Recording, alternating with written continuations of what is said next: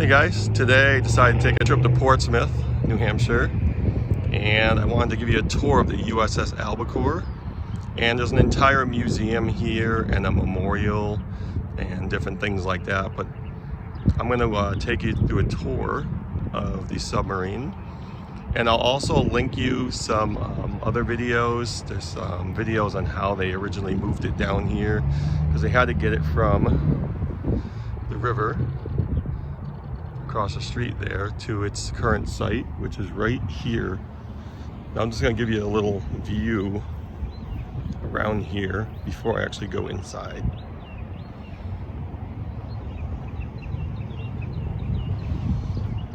Give you a nice look at this, see how massive it is.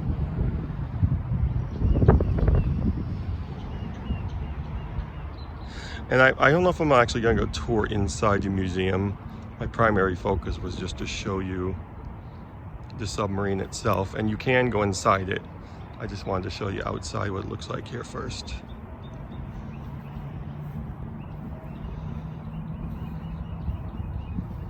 It's massive.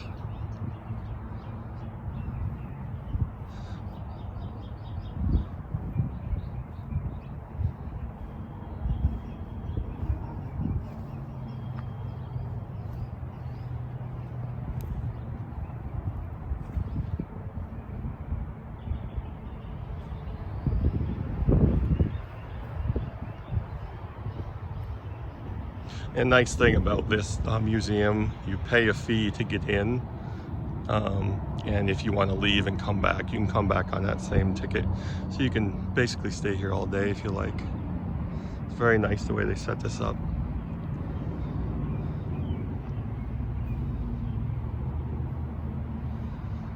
So I'll show you the scope, the outside of this submarine first. And I'll show you all the various memorials they have set up around here. They're very, very nice, respectful.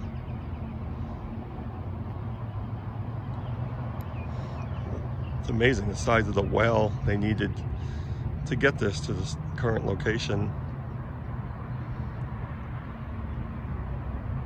And they have different spots where you can play just like a recording. It explains things to you. I don't know if all of them are working or not, but we'll see about that. So I'm not actually starting from the beginning of the trail. I just wanted to show you this first. Look at those propellers.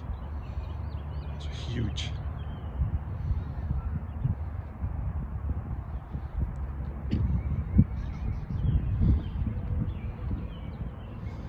Give you another look down it like that.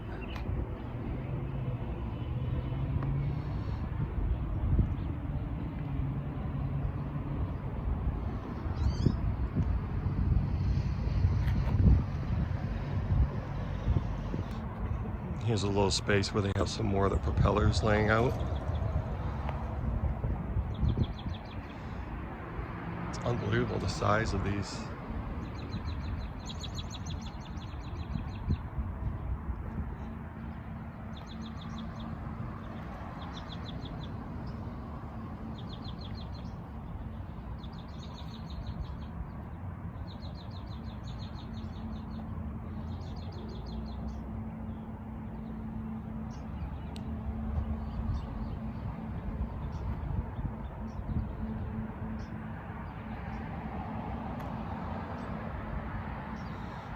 Let's stop at this first box right here. In the area in front of you are some of the propellers used by Albacore and other submarines. Albacore was the first modern submarine to have only one propeller. Originally built to use the single large propeller you see, Albacore was later outfitted with two propellers as part of an experiment to provide greater propulsion efficiency. One of the three smaller propellers was a spare for Albacore, while the other two are from the USS Jack, SSN 605. The only other U.S. submarine to have a counter-rotating propeller propulsion system. Under the leadership of Admiral Charles Momsen, Albacore was conceived to inaugurate a radical change in submarine design. Experience in World War II had shown that speed, endurance, and maneuverability were key requirements for submarines. As a result of this experience, Albacore's hull was designed with underwater speed as the prime requirement. Scale models of the hull were tested in tow tanks and wind tunnels to determine the optimum hull design. Albacore was built with a newly developed high-strength steel hull. Along with these two innovations, Albacore was to serve as a test vessel for the newest designs in submarine technology. Throughout her career, she tested many innovative concepts. As a result, the U.S. Navy was able to refine these designs before incorporating them into the fleet. Albacore truly lived up to her motto, Prenuntius Futuri, or Forerunner of the Future. Chief Quartermaster Norm Bauer. There was a time when we were returning to Portsmouth when we picked up a sonar contact which turned out to be a Russian submarine. With our superior speed and maneuverability, we shadowed it for a long time, finally forcing it to the surface inside the 12-mile limit. Since we couldn't stop him, he just steamed away. Please proceed to the next station located to your right, facing the ship's stern.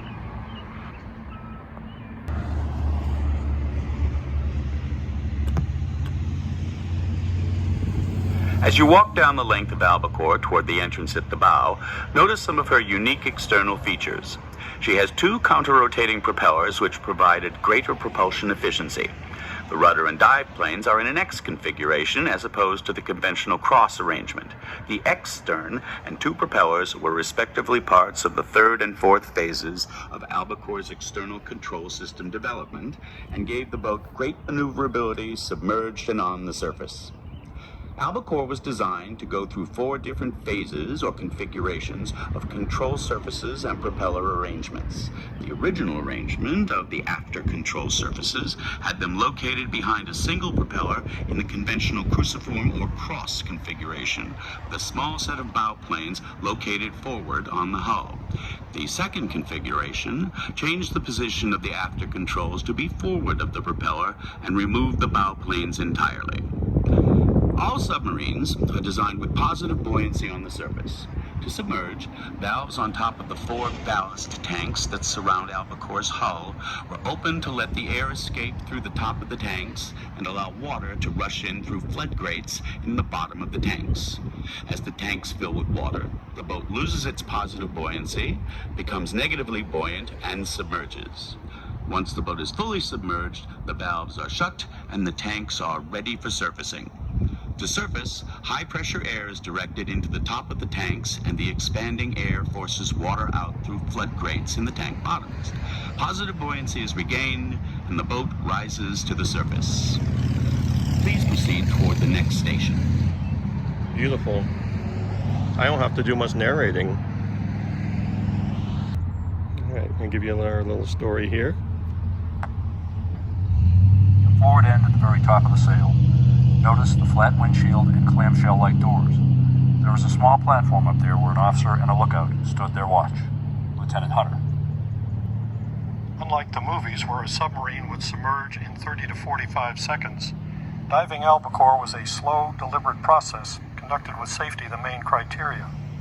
From the time I was told to prepare the bridge for diving until I finally reached the control room could take up to half an hour.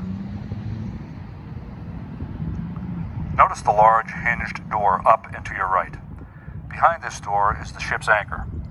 Look back along the length of the boat and notice how few objects protrude from the hull to disturb the smooth flow of water. Also notice that there is a thin outer hull and a thicker inner hull. The outer hull gave Albacore the streamlined shape, while the inner or pressure hull strengthened the sea pressure at deep depths. The space in between the two hulls here made up one of the forward ballast tanks. Radioman Dave Grossnickel. I reported aboard along with Chief Pappy Powers, a World War II submarine veteran. We were in Fort Lauderdale doing daily operations. It was late in the evening and some of us were topside enjoying the evening air when this convertible pulls up. 2 NROTC midshipmen get out and walk over to Pappy and order him to get their bags out of the car and stow them below. There was a moment of silence. Pappy walked to the car, got their bags, and started over the bow. About halfway over, the bags slipped out of Pappy's hands into the water. Then Pappy turned, and only in the way a salty old chief can talk, explained to these 2 young men how the Navy operated. It was great.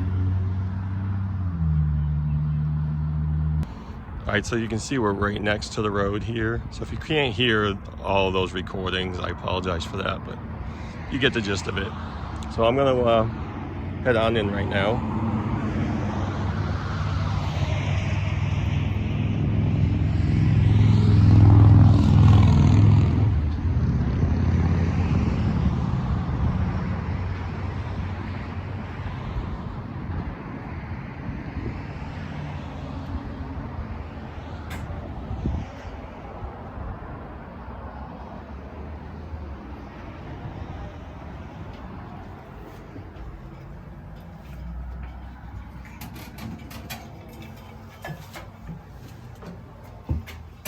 I always thought these were yours. I always thought these were yours.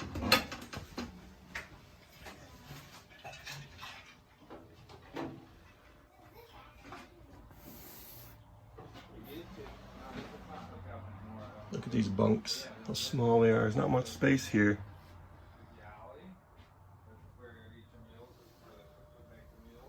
Very cramped.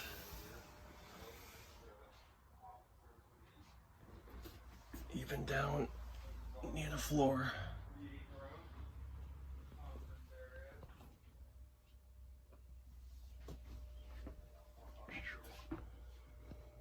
Wow.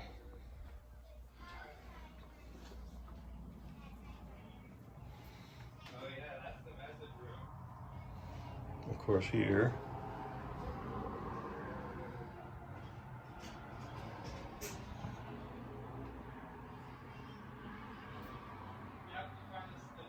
There's the hatch.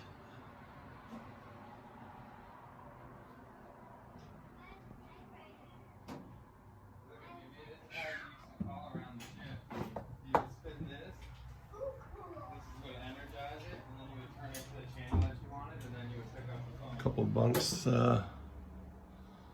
hidden back here too. Look at this. Wow.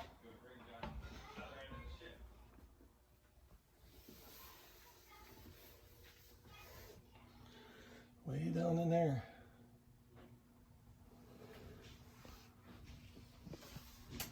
Wow. Some lockers.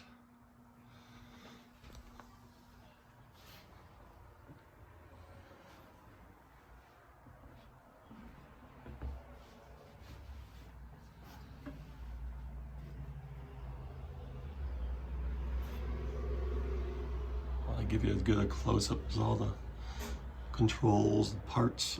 There's a lot to it.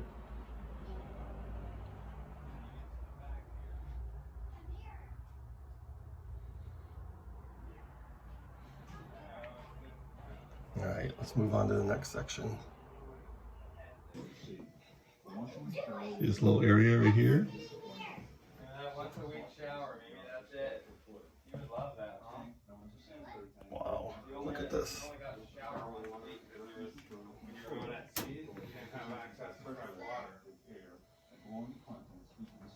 Very cramped. I can barely fit through here. Wow.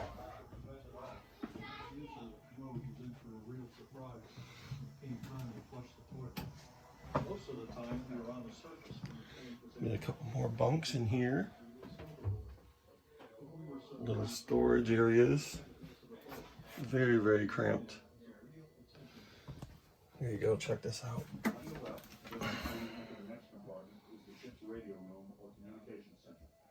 Equipment in this space gave the boat the ability to talk directly to other ships and their to the operator.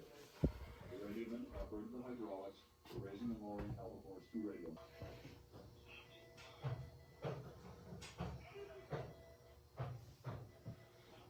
Wardroom.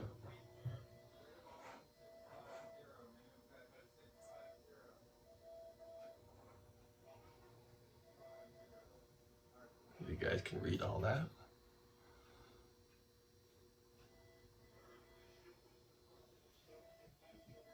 Very, very cramped.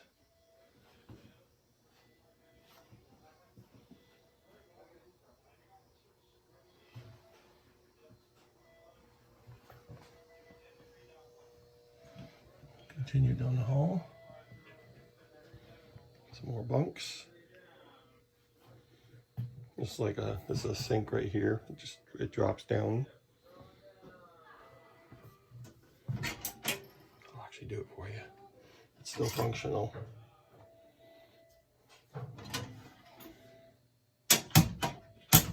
Very cool.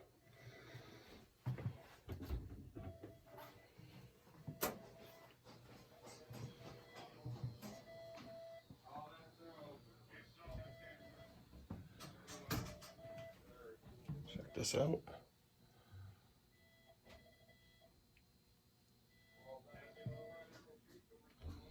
Ship's office. That's a little office. Little typewriter. Get your little space here. Wow. Anyone complaining about a cramped or their office is too small or cramped space? Well, check that out.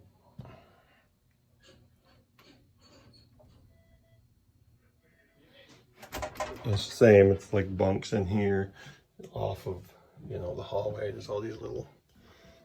Same idea here with a little sink. No space, man. Wow.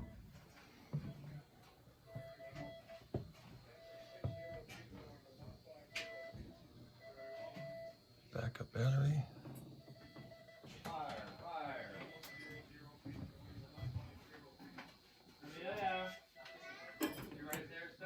On your right are two small closet-like spaces.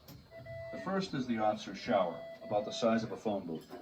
Because fresh water was a scarce commodity at sea, a once-a-week shower was the norm, whether you needed it or not. The second small space is the officer's head or toilet. A tank, known as a sanitary tank, located below the deck, holds the shower water and refuse material from the toilet until the tank is emptied by pressurizing it with air and blowing the contents into the sea. Lieutenant Hunter, blowing the contents of sanitary tank to sea left some residual air pressure in the tank. Unless that pressure was vented off, the next user of the commode was in for a real surprise when it came time to flush the toilet. Most of the time we were on the surface when the tank was empty and residual pressure was released overboard. If we were submerged and the pressure had to be vented into the boat, the resulting aroma was a real attention getter. On your left, just before you enter the next compartment, is the ship's radio room or communications center. Equipment in this space gave the boat the ability to talk directly to other ships and aircraft it was operating with. The radioman operated the hydraulics for raising and lowering Albacore's two radio masts. Please proceed aft to the control room, the next compartment. Watch your head as you go through the watertight door. Sounds created by other ships, sea creatures, or the weather. The other, active sonar, required that we project a sound wave into the water and listen for return echo. Sonarman Ashley Fletcher. I remember the time we were coming out of the yard, and on the first dive, the bow dropped like a rock. I was in sonar watching the screen in front of me while sitting in my chair. Next thing I knew, the screen was up on the ceiling, and we were headed straight down and bounced off the bottom several times.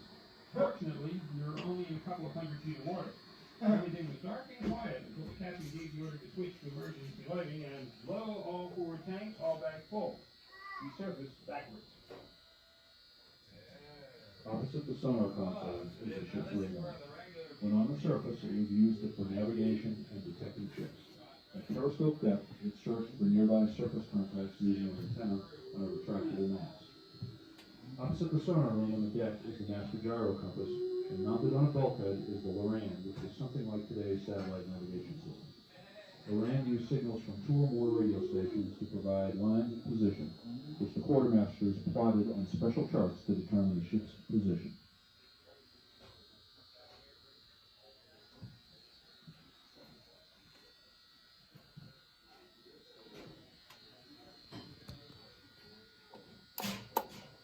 Across from the bridge access door is the ship's navigation center, where the quartermaster of the watch was stationed. The quartermasters were responsible for maintaining and projecting the ship's path of travel, or the ship's track. Note the three different colored buttons on the instrument panel to the right of the seats. These are the switches for sounding the ship's alarms. Green for diving, red for collision, and yellow for general.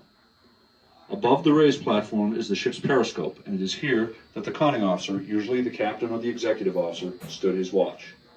Unlike today's sophisticated periscopes with radar, radio, TV, and infrared capabilities, our periscope only had a basic set of optics. The two seats to the left were occupied by the diving officer, the inboard seat, and the helmsman, the outboard seat. The diving officer's set of controls could be electrically connected to control both the diving planes and rudder, and also could control the dorsal rudder located on the aft end of the sail. Standing directly behind these seats was the chief of the watch. At his station was the Christmas tree, a panel of red and green lights that indicated the condition of all the openings in the ship's hull that could cause flooding of the boat. A red circle indicated that a valve or hatch was open, and a straight green light meant that it was closed. Before the boat was submerged, the chief of the watch would call out, "Straight board," so that the conning officer would know that all hull openings were shut and it was safe to dive. The chief of the watch also was the ballast control panel operator, the trim manifold operator, and air manifold operator.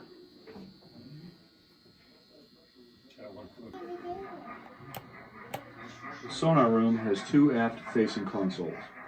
We relied upon sonar to be our eyes and ears when submerged. We had two types of sonar: passive or listen only, where the operator listened for sounds created by other ships, sea creatures, or the weather. The other, active sonar, required that we project a sound wave into the water and listen for a returning echo. Sonarman Ashley Fletcher. I remember the time we were coming out of the yard, and on my first dive, the bow dropped like a rock. I was in sonar watching the screen in front of me while sitting in my chair. Next thing I knew, the screen was up on the ceiling, and we were headed straight down and bounced off the bottom several times. Fortunately, we were only in a couple of 100 feet of water. Everything was dark and quiet until the captain gave the order to switch to emergency lighting and blow all forward tanks, all back full. We surfaced backwards. Opposite the sonar consoles is the ship's radar. When on the surface, it was used for navigation and detecting ships. At periscope depth, it searched for nearby surface contacts using an antenna on a retractable mast. Opposite the sonar room on the deck is the master gyro compass, and mounted on a bulkhead is the Loran, which was something like today's satellite navigation system. Loran used signals from two or more radio stations to provide lines of position, which the quartermasters plotted on special charts to determine the ship's position.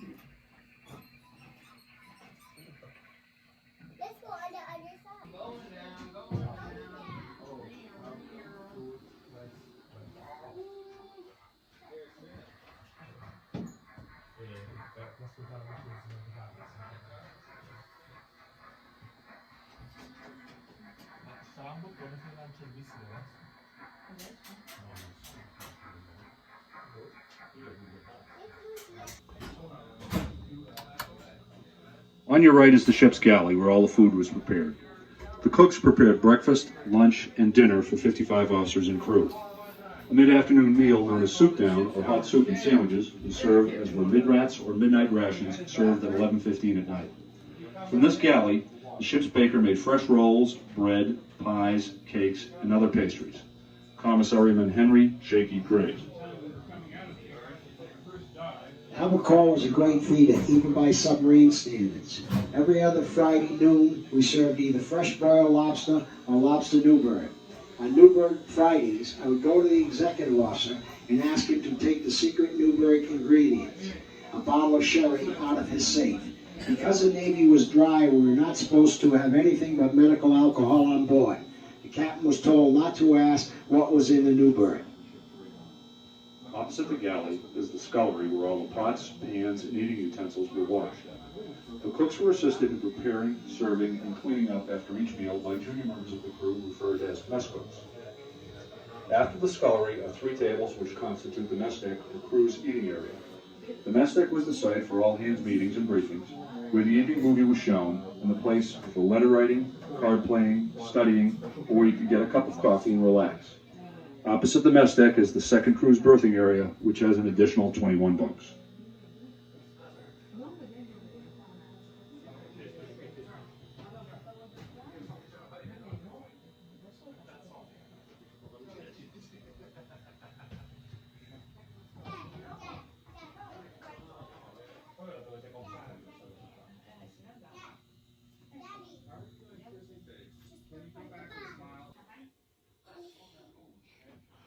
There's some more bunks in here.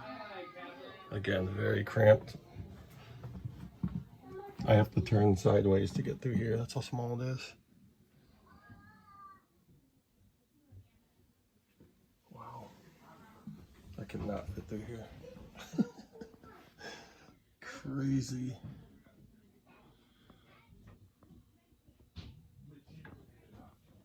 Wow. Under the berthing and mess deck area is a second battery compartment identical to that up forward. You can see a submarine battery cell in the visitor center. At the end of this compartment is the crew's washroom and toilet facilities to serve the 50-man crew.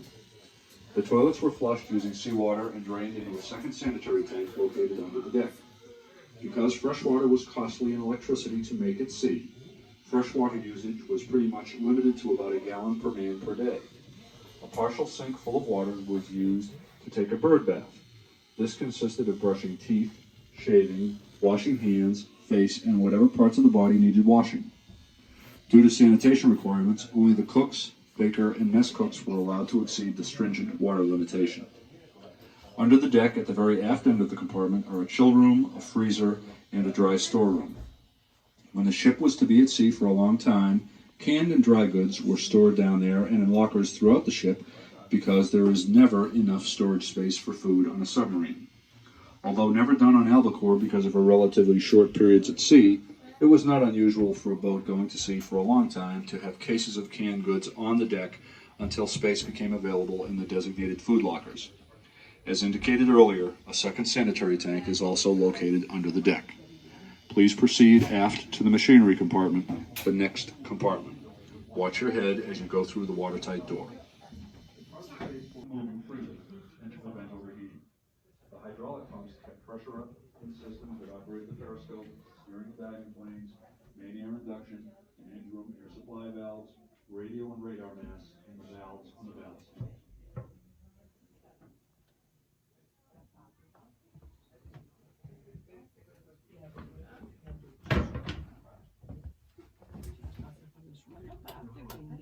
On both sides are sound isolated rooms for the diesel engines.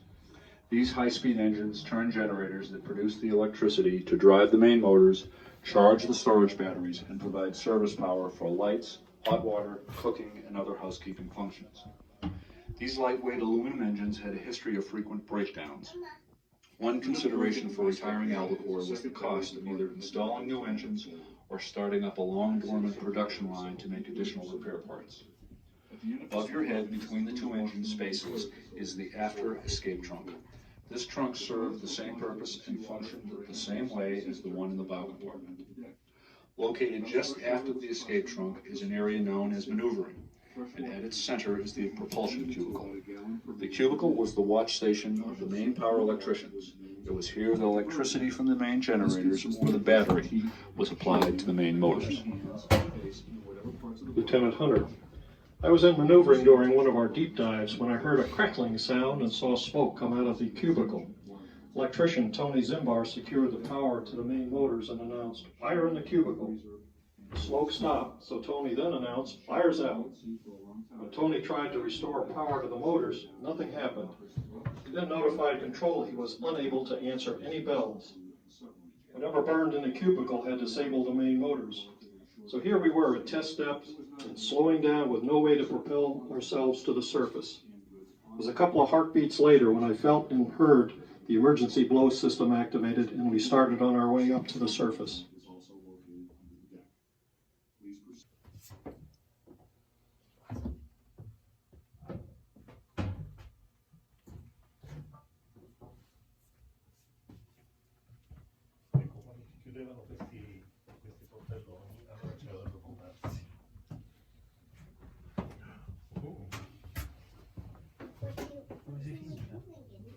C'è il motore.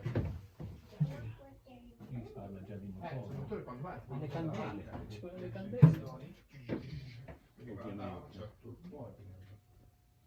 è stato proprio esattamente facile sapere. Adesso ci sono batterie di candele. Candele. Aspetta, quindi andava a benzina.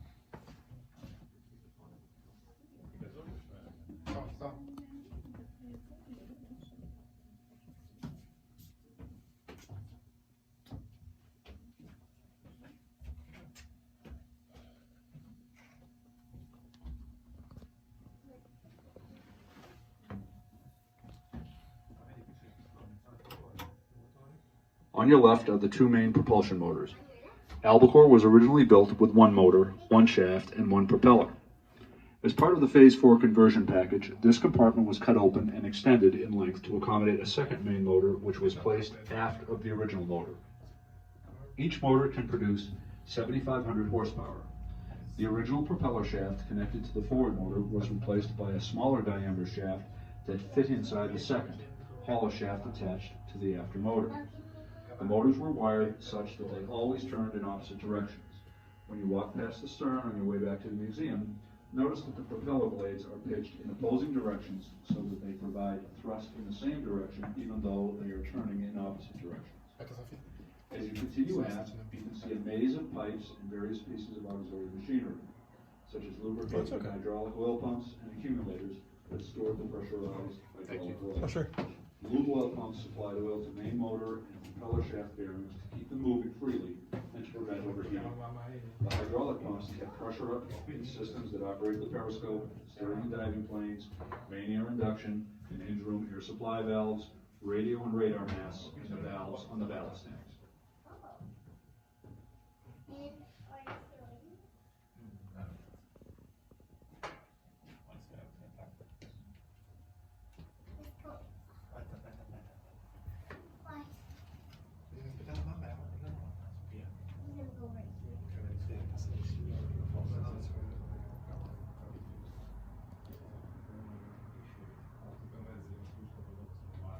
On your left are the two main propulsion motors.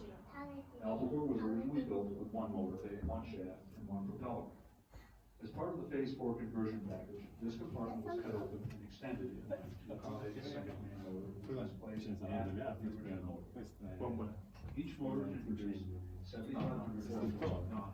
The original propeller shaft connected to the forward motor was replaced by a smaller diameter shaft that fit inside the second, with hollow shaft attached to the after motor.